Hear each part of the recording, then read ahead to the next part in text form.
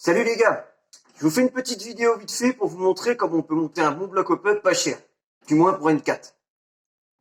Donc, vous chopez un bloc up style ça pour 10 balles. Ensuite, admettons que vous avez un joint qui demande un up concave, vous chopez un up concave comme celui-ci par exemple.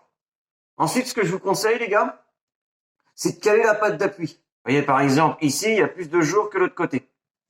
Donc faut caler ça.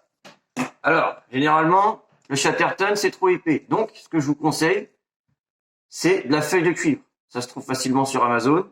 Ça tient bien. Et généralement, ça a l'épaisseur qui correspond pour caler votre patte d'appui. Ce que vous pouvez faire aussi pour renforcer le dispositif, mais généralement, c'est pas forcément nécessaire, et en plus, c'est chiant à faire, c'est de venir mettre des petites chimes que vous utilisez pour caler les engrenages entre la goupille et la patte d'appui. Donc, pour caler la patte, on est bon. Ensuite, ce qu'il faut faire, c'est caler le nub avec la patte d'appui. Donc, vous voyez là, le nub, il rentre pile poil dans son support, c'est nickel. Et ensuite, comme ça, c'est pareil. Il faut bien axer le nub par rapport à la patte d'appui. Une fois ceci fait, vous installez ça comme ça et vous vérifiez si le nub, il est bien axé par rapport à l'appui de votre joint.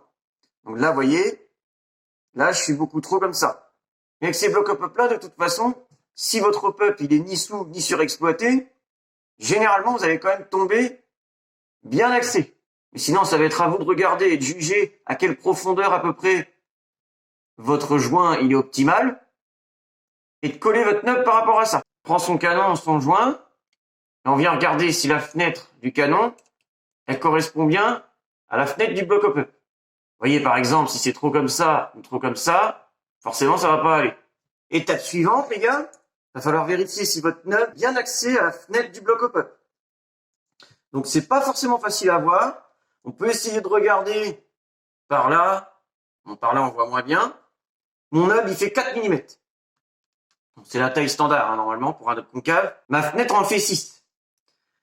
Et ce que je constate, c'est que le nub, il est légèrement plus vers la sortie du canon. C'est pas méchant, mais faut le prendre en compte parce qu'en fonction du canon et de l'appui de votre joint, ça va jouer. Par exemple, sur les joints à bourrelet, généralement, ils vont être plus près de l'entrée du canon. Ce qui fait qu'en fin de compte, vous allez avoir un nub cylindrique qui va appuyer derrière le bourrelet. Donc, du coup, ça va pas forcément être très efficace. Ce type de nub-là, avec les joints à bourrelet, c'est OK. Mais encore une fois, ça dépend de votre configuration. Parce que parfois, ce qui se passe, c'est que si vous mettez trop d'appui, si l'arête de votre fenêtre ici, elle est trop saillante. De toute façon, je vous le rappelle, les gars, l'idéal, c'est d'avoir un nub qui fait la même longueur que votre appui. Après, il vaut mieux plus long que pas assez. Point suivant. Le calage du canon dans le bloc up. Alors souvent, sur des petits blocs up comme ça, à 10 balles, hein, parfois le système de fixation, il n'est pas optimal. Donc, quand je vois que ça tient pas terrible, je viens mettre un bon coup de scotch ici, pour maintenir comme il faut le clips, dans un premier temps.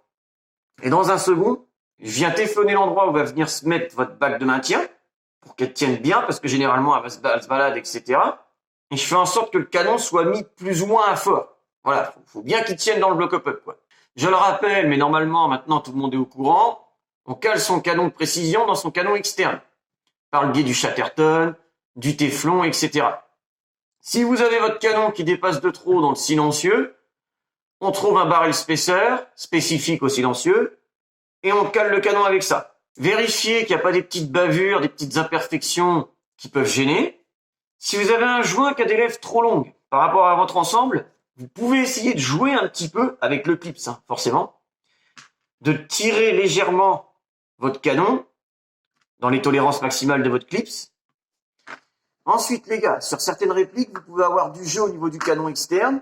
Donc ça, faut le corriger, c'est assez spécifique, je vais pas vous le montrer ici. Vous pouvez avoir du jeu au niveau du calage du bloc up dans le canon externe. Donc, faut essayer de jouer un petit peu avec l'épaisseur des pattes ici, là.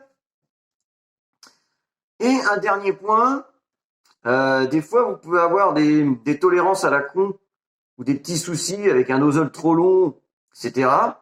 Vous pouvez venir chimer pour venir caler ici, gentiment. Alors généralement, elle n'est pas plus de 0,3, hein, sinon ça va commencer à être compliqué. Mais vous pouvez jouer là-dessus. Bon, je crois qu'on a fait le tour pour le bloc up. Allez, je vous dis à plus.